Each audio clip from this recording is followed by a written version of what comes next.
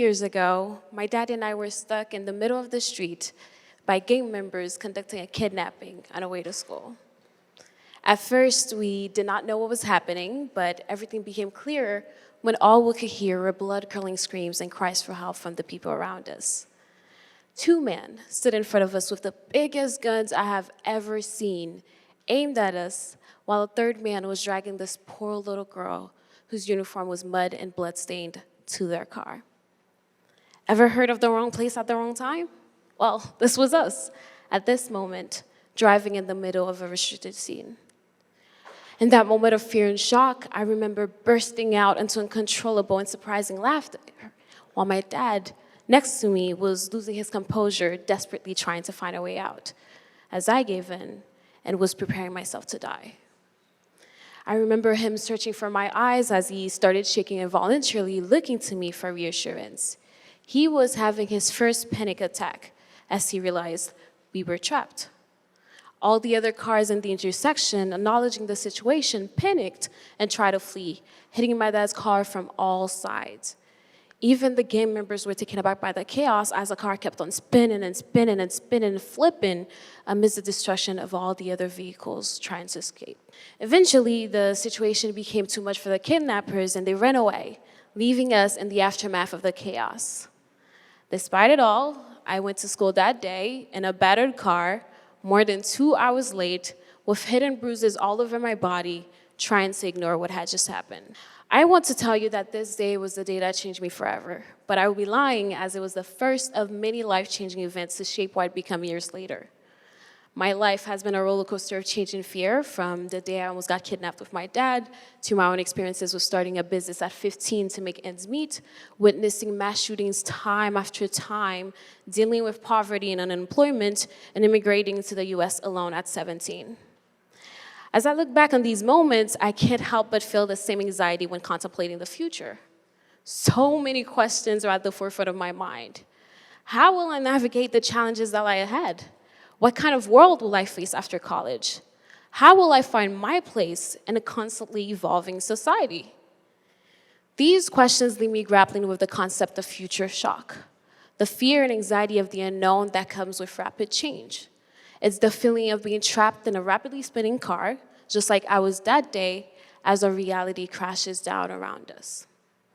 Every night, I find myself consumed by uncertainties, wondering whether or not I'll be able to adapt and thrive in a world that seems to change faster than I can keep up with. It wasn't until I couldn't shake off that anxiety and uncertainty that this concept and my experiences were no longer personal, but a global phenomenon, future shock.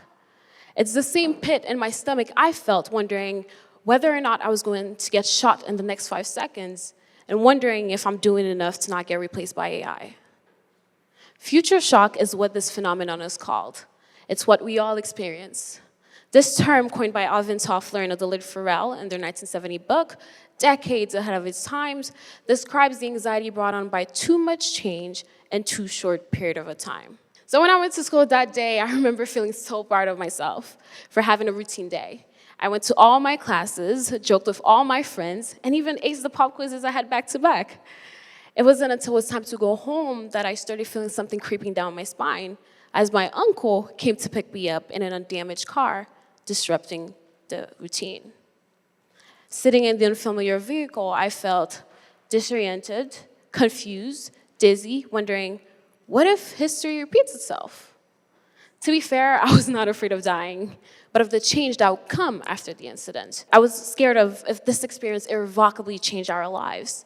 I was afraid of the unknown, of the possibility that things would never be the same again. This fear of change is exactly what future shock is all about. It's not just the fear of death, but the fear of a world that is changing too quickly, of a future that we cannot even fathom. My generation is more overwhelmed, depressed, stressed than any other generations. Not to mention, we are swimming in debt, drowning at this point, and are currently uncertain about our careers with the advent of automation and artificial intelligence. The world is more diverse, unstable, and uncertain than ever, leaving young people hopeless about the future. So when my dad asked why did I burst into laughter during that crazy moment, I remember not having a reasonable answer. Who laughs when they're about to get shot in the head? But I now understand that our responses can also be puzzling when things are out of our control. It is not uncommon for young people to have unexpected reactions when faced with stressful situations.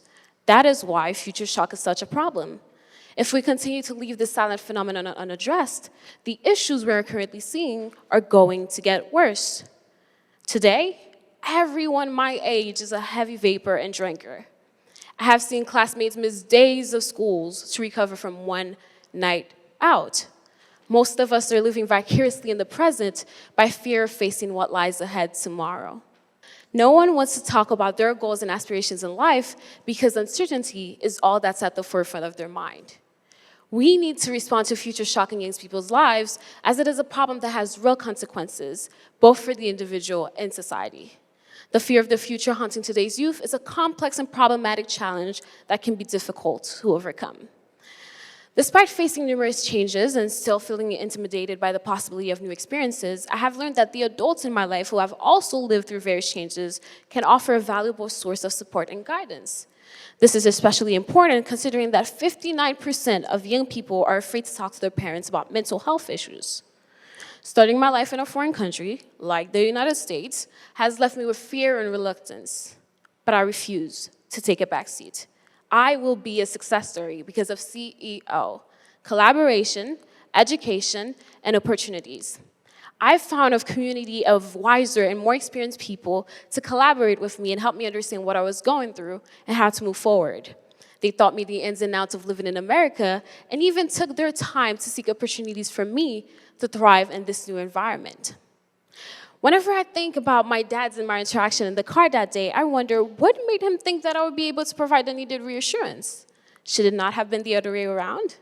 When he sought reassurance from me instead of providing it, it made me realize that the balance of power between generations is shifting, and we need to reevaluate our expectations of each other. Young people are often seen as the hope of the future, but that idea is flawed if older generations are not the hope of the present. By working together, we can combine the creativity, innovation, resilience of youth with the position, wisdom, and experience of adults to tackle complex global issues like climate change, social injustice, and technological advancements. Families, educators, mental health professionals, community leaders must come together to provide information and guidance to help young people navigate this rapidly changing world. This includes educating youth about resilience and providing role models of success in a world where change is constant. Additionally, adults must proactively engage in discussions with youth to gain the skills and experiences required to shape their future and positively impact the world. By collaborating and providing guidance, adults can help reduce the risk of future political and social instability and create a brighter future for everyone. Although I was hurt, the cars fleeing and responding to the scene in front of their eyes was the best thing they could have done. If they had just stood here, the gang members would have shot us and many of us could have died. The future is scary for you and me, but we cannot just stand here feeling helpless. We need to take action. Facing unexpected changes is one thing, responding to them is another. Take this as an invite to collaborate in building a brighter future, not just for ourselves, but for the generations to come. Thank you.